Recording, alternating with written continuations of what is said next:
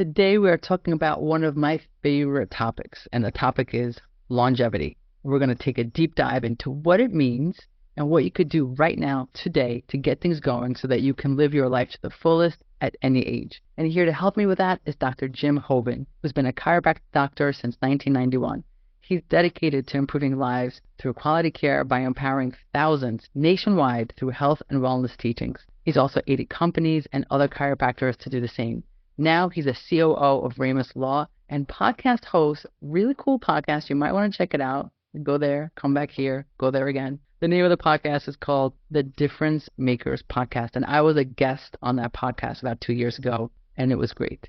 He's passionate about guiding Ramos Law with expertise in business systems and leadership and ensuring top-notch client care. I am super excited to dive into this because, as I said, this is a really important topic near and dear to my heart.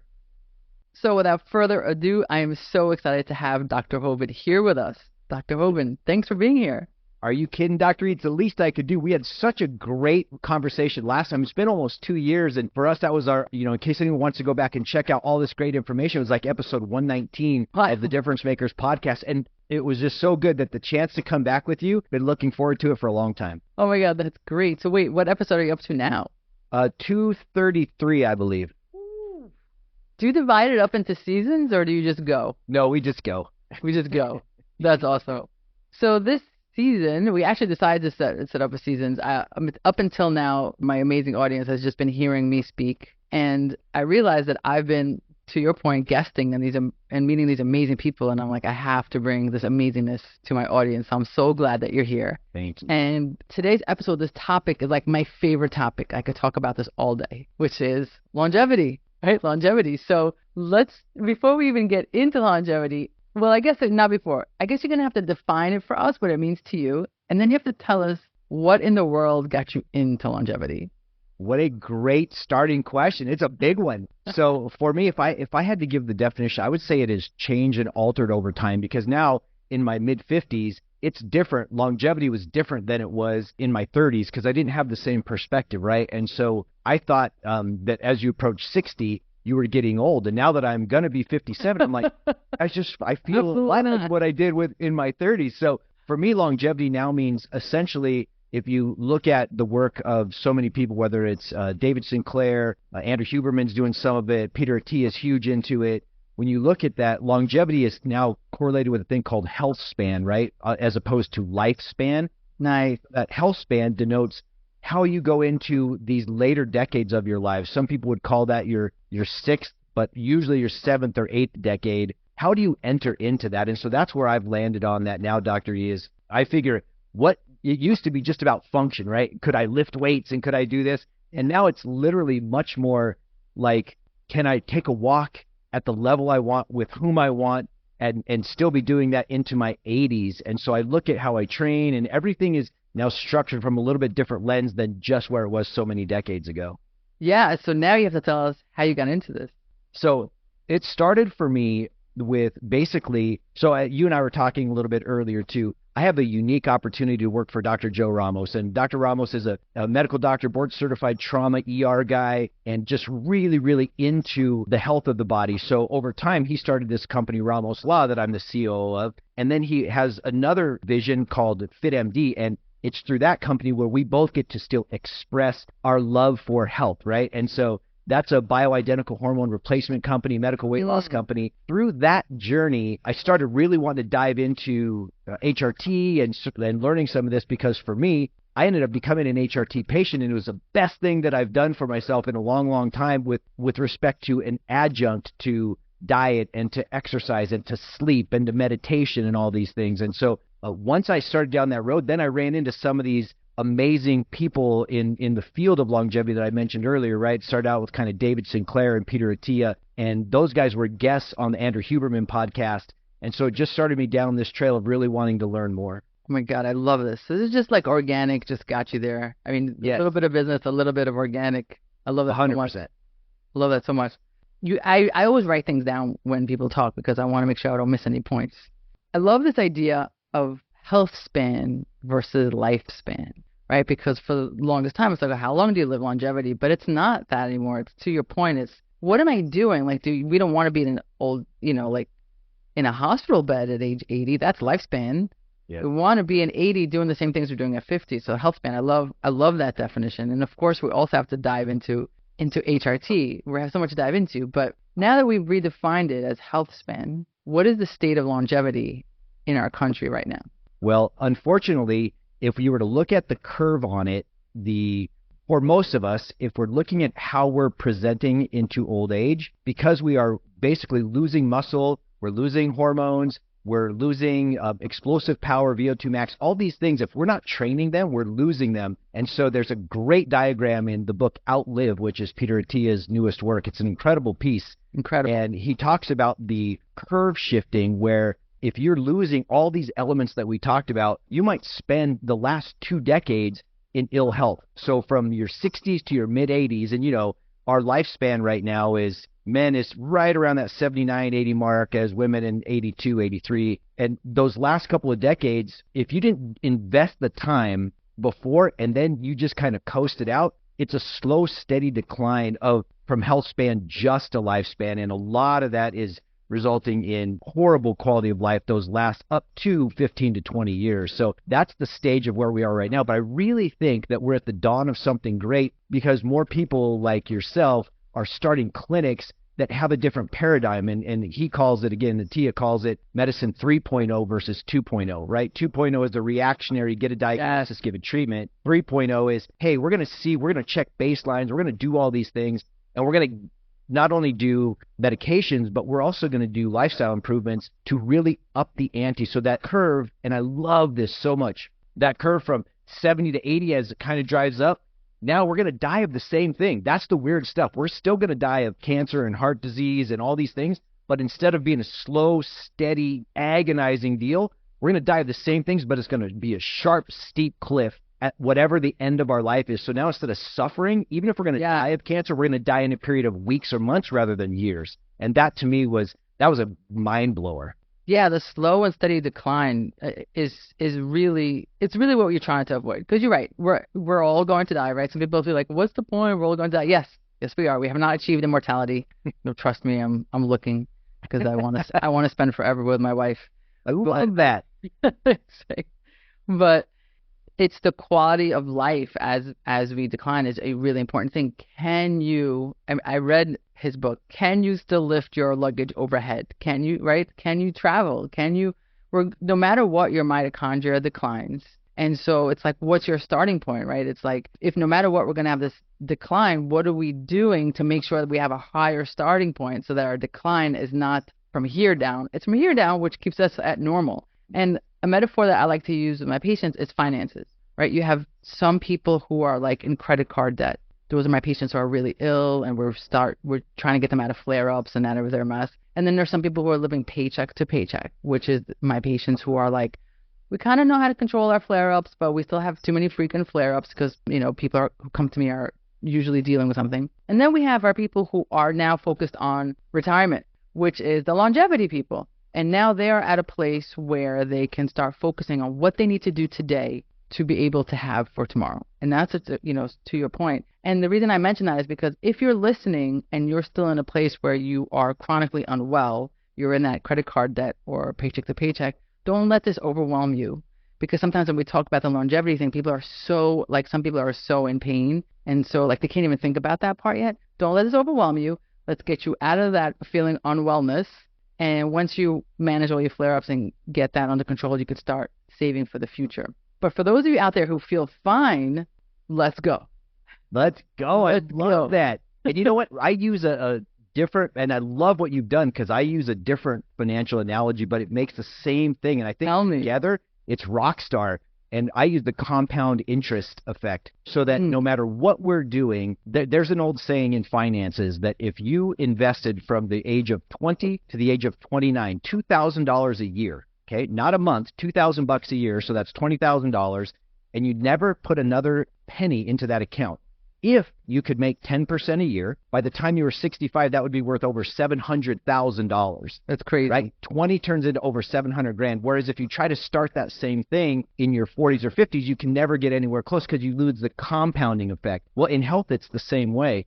What we do and what we've done, good, bad, or indifferent, we're getting the compound interest of that. If it's bad decisions, those things pile up until it gets really hard to treat. But we can start today of putting in the investment so that the interest compounds to either stall and arrest, as you were talking about, a health condition, or to move forward into a new level of health, as the new decades come by, that we're now in a completely different position. So I love what you're saying with the credit card debt, kind of to the negative, and compound interest. To me, that really, really helps people grab it. I love it. I guess compound interest sounds complicated to me, but I love that you broke it down for me. Thank you. I love that. Yeah, it's true. It's just a different way of thinking of it. I don't think we think of our health this way. And the other thing is that we are so, and we're going to jump into longevity, but we're so used to thinking of health as I'm not sick. Right? Yeah. You go to the doctor's office, you do your annual. Great job, Mr. Smith. You don't have cholesterol. You don't have diabetes. Oh, great. I must be okay. That is not the meaning of okay. That is the meaning of not sick. Yes. But okay is very far from that. And then all we do when we go for an annual is just get a report card of whether or not we're sick, but it has no grades of wellness. And that makes me crazy. Yes. And have you found that, and I know that I had to really rethink this. I've been active my whole life and doing all these different, sports and activities and this kind of thing. And as I started thinking about it, I never really asked myself, what of these activities or which of them would I like to do in my 60s, 70s, or 80s? I just was doing them, and then as my work schedule allowed, I would keep or stop doing them. For example, snowboarding I don't do anymore, and I used to do all the time. Mountain biking I do less of. Disc golf I do more of. Working out I still do. But now, especially after connecting with Dr. Atia's work, what you want to look at is what are the things I want to be doing in what's called that marginal decade, right? Typically your 70s or 80s. What do you want to be able to do? Is it pick up kids? Is it climb a 14er if you're here in Colorado? Is it, do a 5K? Because at the end of the day, you have to have enough capacity at that age to do that. And the great analogy is if it takes a certain amount of capacity to hike to do a 5-mile hike right now, and you as a 35-year-old, you can do it, but you're just at that capacity due to the rate at which we lose those things, those specific elements. Then in your 50s, you won't be able to do it. That activity has to be put by the wayside because you don't have enough, as you said, of reserves for those activities. So having people have a vision to say, what do they want to do besides sit around will help them know how they should train or how they should get there, the things they should incorporate in their lives. And to me, that was another really big concept that was relatively new for me. Yeah, and I agree. And then also, like, some of you might be thinking, well, I don't want to go on a 5-mile hike, so I guess I'm not to do it. But if you want to go up the stairs, yes, the groceries, and right now you're panting, and right now it's hard for you, it will not get easier for you at 60, 70, or 80. You need to be going up those stairs at double speed with twice the weight right now, so that 60, 70, 80, you can carry this one bag up the stairs. And that's how you have to think of it. Yeah, that is so true. What do you want? What do you want to do? I tell people all the time, like, do you want to lift your suitcase overhead? How many people do you see struggling with that? Right? So you should be able to do it easily now. So what are the key factors to achieving longevity? What do we have to look at? So in my mind, there are some, and we can take this focus wherever you want, but the key factors, a lot of people, at least, and I know for me too personally, I know what to do. It's a matter of if I'm going to do it. So everyone knows that you should, quote unquote, eat right? Like the fuel that we make our bodies, it's a miracle that we can get a hard sell from a hot dog. Like it's a miracle that the body can transform stuff from things that it shouldn't and still keep us living, but it doesn't mean that it doesn't get affected or does it all that well. So our nutrition is one thing. Another thing is our water, right? That's a big one. We all know. And exercise. Everyone knows those are the big ones. And again, can we get people educated on what that really looks like? Because not all exercise is created equal when it comes to longevity and lifespan and health span. But then some of the soft ones that I'm really, really all about, because people don't really talk about them, are you getting enough sleep? And that falls maybe in the marginal, right? Are you getting enough sleep? And here's another one that Andrew Huberman introduced me to. Are you getting enough sunlight, specifically that AM sunlight, those kind of low solar hours, to help reset your system, whether it's dopamine issues or whether it's hormones, circadian rhythms? That's a soft one that people don't realize. and then your mental health, right? Are you taking care of yourself mentally and your social connections? And then here's one. I actually brought this for you. I don't know if you've seen this, Dr. E, but this book is called Wonder Drug, and I found this just at the bookstore meandering through the health section, and it's written by a guy named Dr. Stephen Treziak and Anthony Mazzarelli, and these guys are ICU docs, and what they found was there are hundreds and hundreds of studies that show that if we put ourselves in a place of giving, sharing, with empathy and compassion, and the difference being empathy, we feel for the person, compassion, we take action, that if we'll do that, there are a myriad of health benefits. So this is a new one for me too. I'm digging into this, and I find it to be true that when I give of myself, not for the benefit of physical to me, but for the benefit, whether it's my time, talent, my resources, it fills your cup, and you know that? Well, there's just a ton of physical, mental, protective, geoprotective factors that go on when we live our lives like that. And it says that we should look to get 100 hours a year. Breaking that down, that's 16 minutes a day of giving to people, caring for people. In your case, as a provider, having that time, doing it the way you do it, where it's not just you're standing, you have a chart, yes, Mrs. Jones, yes, yes, yes, but rather saying, hey, we're in this together. Yeah, I'm going to help you and I care for you, that their outcomes get better, but so do yours as the provider. So those would be all my big ones, with that back half of those elements kind of being the ones that get less talked about and probably need more attention. I love that so much. I love that, the compassion, empathy piece, kindness, right? Just be kindness.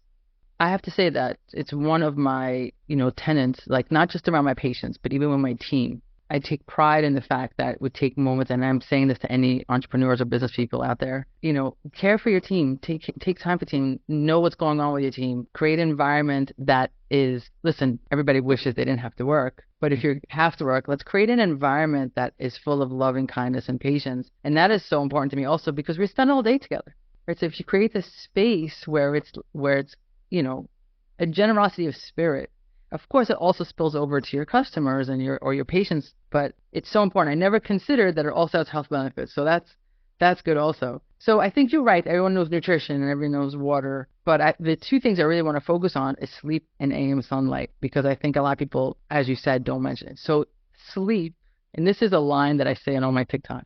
This is what I say. I don't care how much gluten-free ice you're eating. If you don't get enough sleep, your health is not on point. Yes. Yes.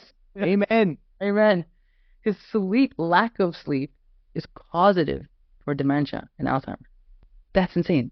Lack of sleep is causative dementia. Everyone's worried about dementia. Are you sleeping 8 hours? Like, wait, and I get it, some people struggle, but that has to be a priority. What is your comment here on sleep? So for me, and I think I can go back and forth really well on this. For me, here's the thing with sleep.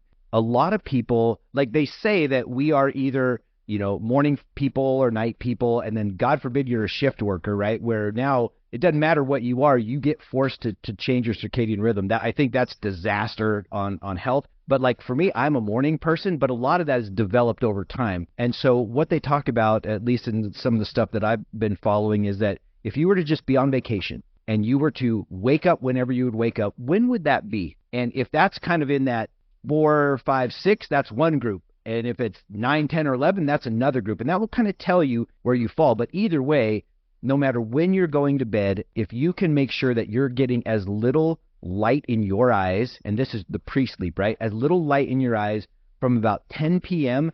to about 4 to 5 a.m., you're going to do better on yourself, because your body does not like those photoreceptors getting stimulated after about that 10, for sure 11 p.m. Right. And so if people would just get used to what do? We go to bed and we have our screens on and we're just doing that, try to get the last little bit of either education or entertainment or work done.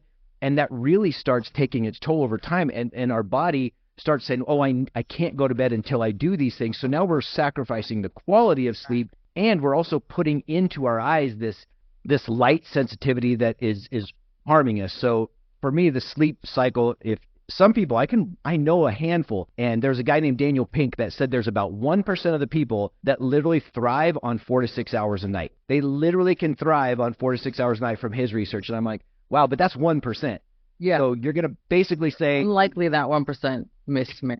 Yeah, exactly. And so you're going to say people need between at least 6 to 8 or 9 hours of sleep. And so how you divide that up is really important. And so for me, It's, are you prepping for sleep well? Do you have the room dark? Do you have it cold?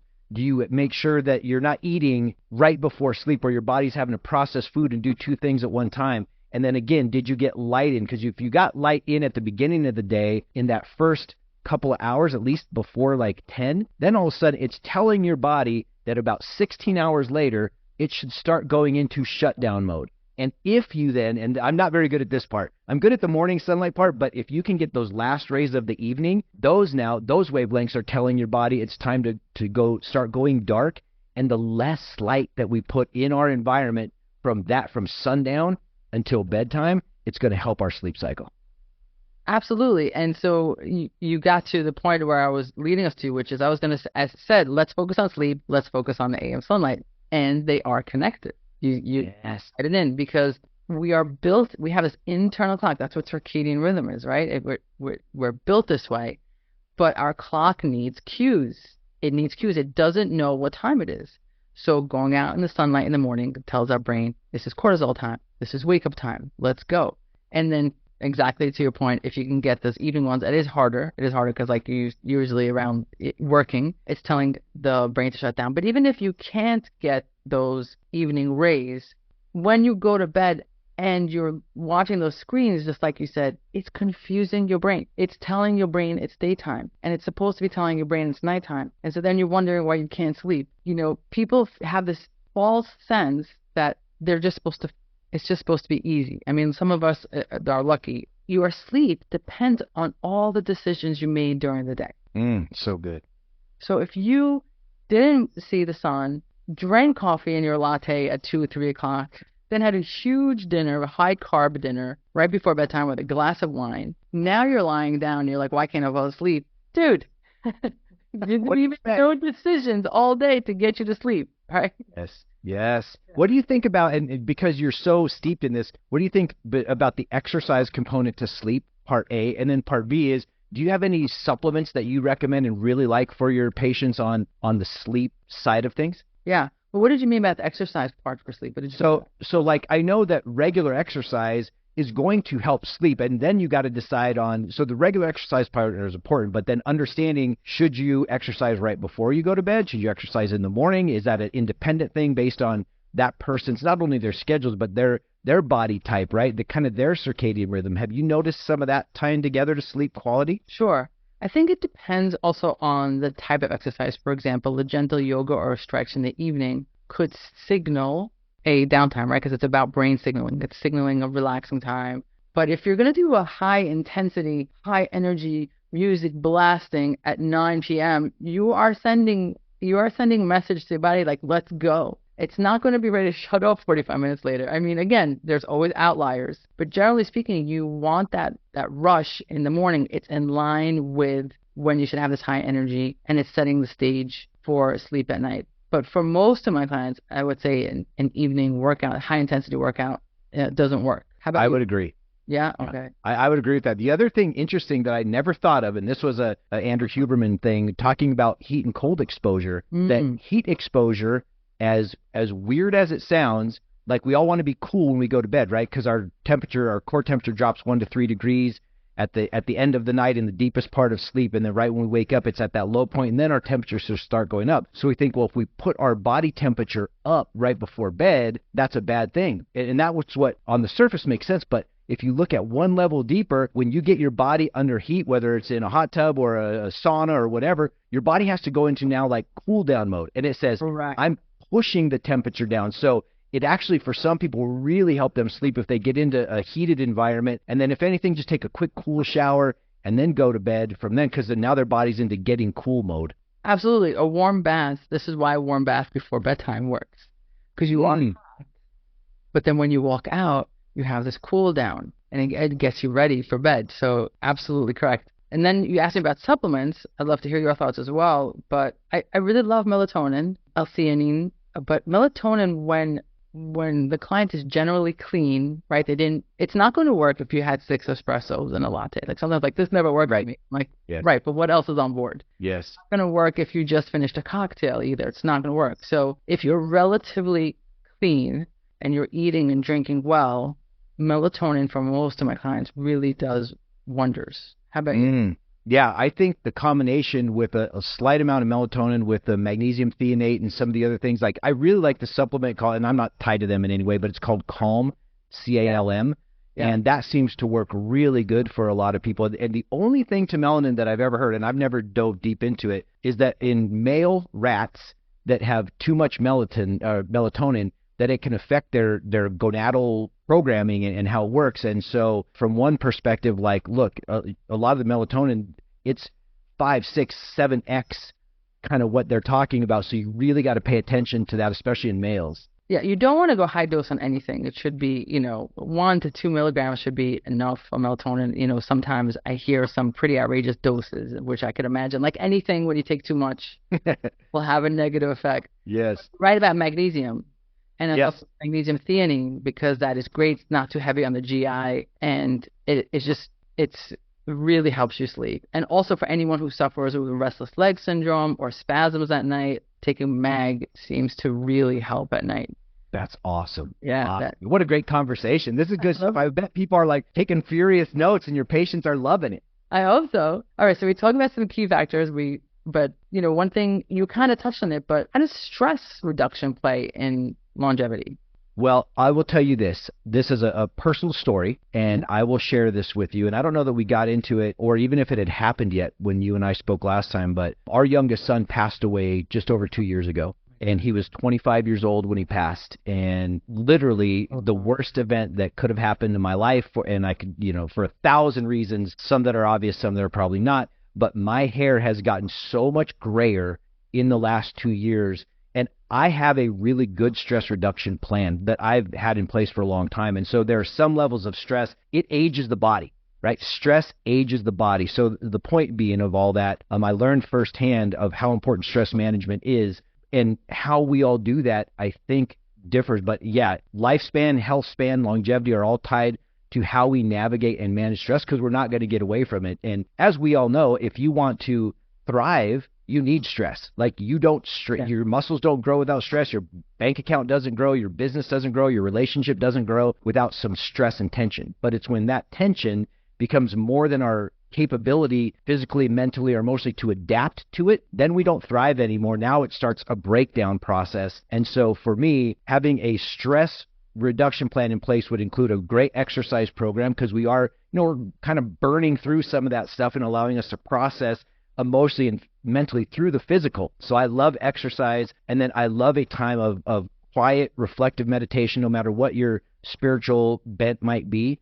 But giving gratitude and grace for where we're at, I think, becomes really important. And from this book, The Wonder Drug, that we talked about earlier, there's study after study that shows that people that have undergone stress, when they've undergone it, if they can give back to someone else who's undergoing stress, and especially if they care for that person, like you mentioned, you want to live forever, to be with your wife forever.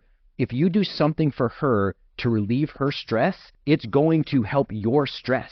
And so those are all important things, because yes, I know firsthand stress has an effect on every part of our lives. Has affected every part of our lives. I need to just take a moment to share my condolences. I'm so sorry for your loss. Thank you.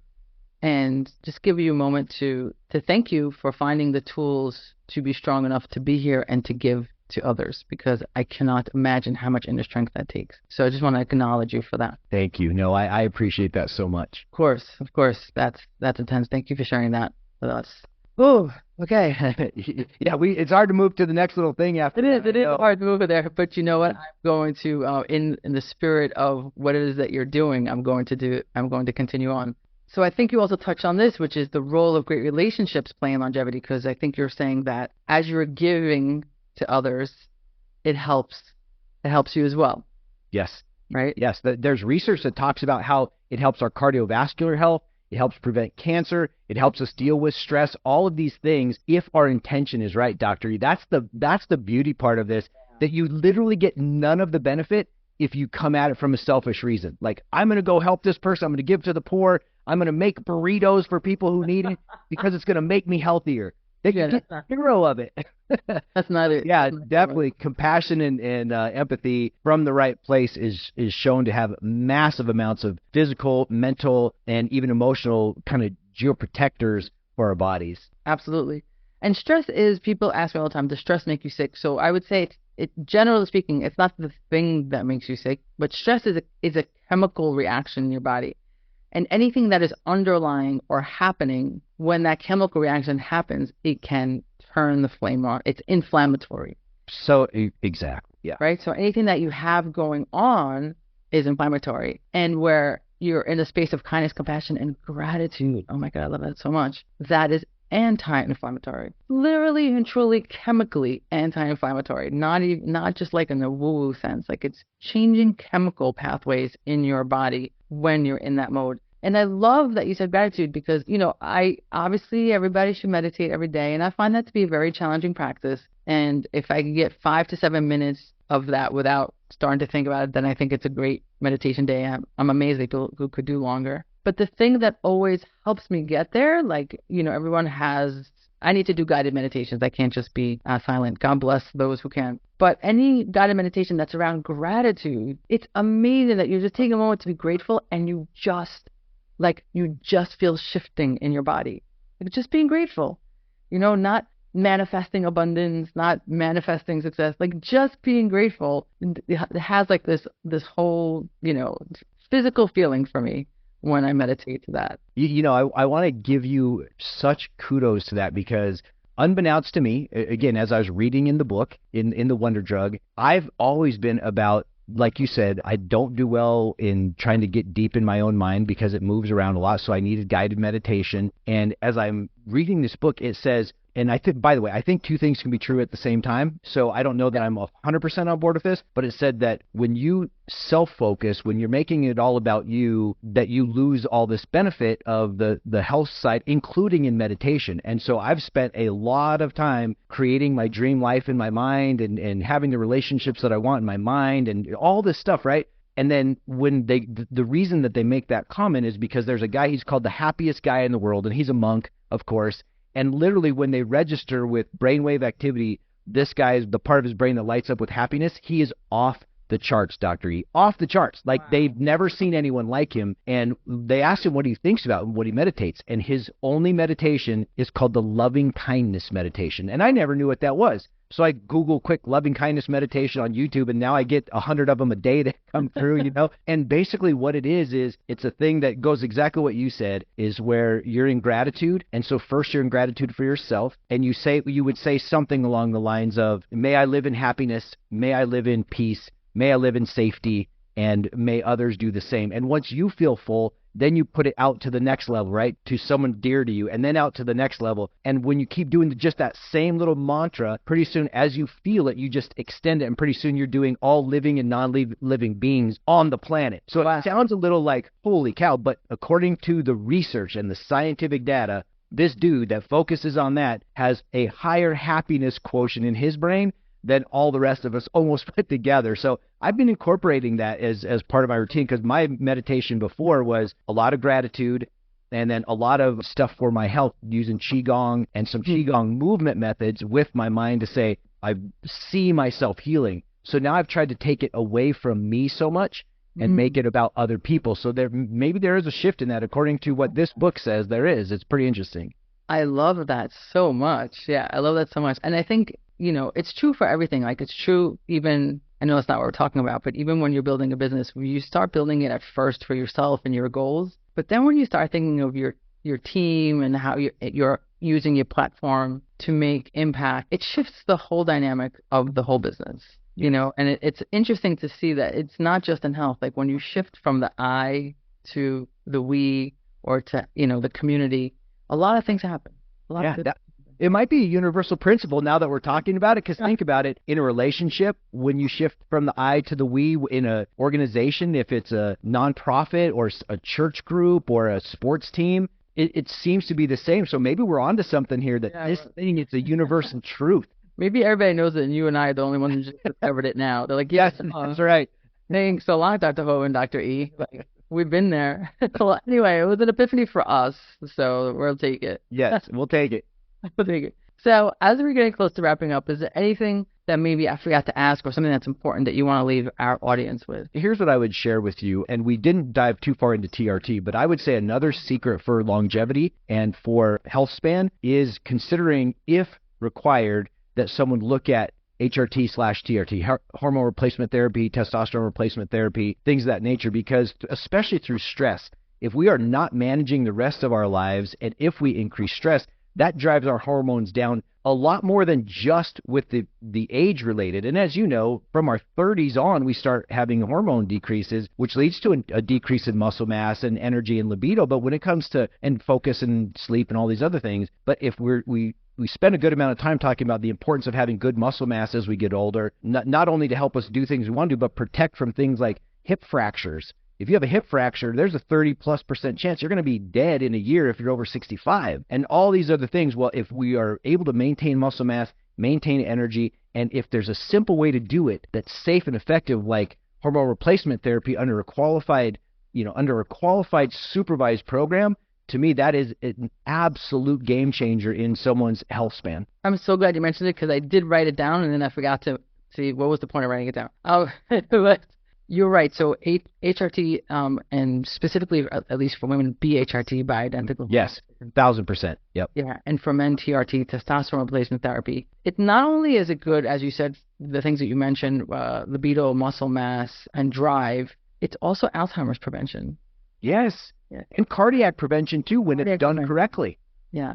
So you really can't even talk about Alzheimer's prevention if your hormones are not on point. All hormones, thyroid, insulin is a hormone too as well, but estrogen, your progesterone, your testosterone, all of it has to be on point and balanced. And there used to be this old school, like, oh, hormones are dangerous. Now, studies have been shown to be flawed for many reasons. And we are living in a new age. You know, a generation ago, we were not expected. We just kind of went out to pasture. So there was not a lot of research done in health span. It's a new age. This is the generation where our 60s, 70s, and 80s, we are not going out to pasture. We're not staying home and like just making cookies. Although if you love doing that, amazing. But we want to travel. We want to continue being active. HRT is without question a piece of that, and I'm so glad that you resurfaced that. It's so important. My pleasure. This has been such a wonderful conversation, Doctor. We could go for hours. I know that's what happened last time too. I remember. I know. Do you remember? That's so funny. So wait, so now I have to ask you, is there anything else that we forgot to talk about? And here's all I would say is that people understand how much control that they really have in their lives, that if we will first become self-aware of where we are. I think everyone should get baseline blood work so that they know where they are, and some other tests, right? They know where they are, and then set this goal, the stage of where they want to be in their marginal decade, and then have people in their corner like you, right? Whether it's here in Colorado at FitMD, or where, you're at Dr. E's, the new method, right? Doing these things. You need people in your lives that have been there and that are guides to help with answers. But there's also so much, you got to be a little careful, but people should educate themselves through, all these resources. You can find, people we've talked about, Huberman, Atia, Sinclair. You can find all these people for free. Yeah. And so by putting a conscious awareness and then a conscious effort into being healthy, that is our single best way to start the process of becoming healthier as a society. And then it's just taking the action behind it. But I think the knowledge comes first. Yeah, absolutely. So good. You're right. And there's so much we get access to for free. And I'm glad you mentioned those names, because I think those are really some top quality names of where you can start getting into this world. I love that. And of course, I'm going to put all of your links and Dr. Ramos's links here on our captions, so that there's so many great minds in this world, and learn what you can from everyone. I love it so much. Amen. Dr. Hoven, thank you so much for being here. It was a pleasure and an honor. It's always great to talk to you, Dr. E. Anytime that we get a chance to get together, I want to do it, no matter what the format is. Amen. Thanks. All right. Have a great rest of your day. You too.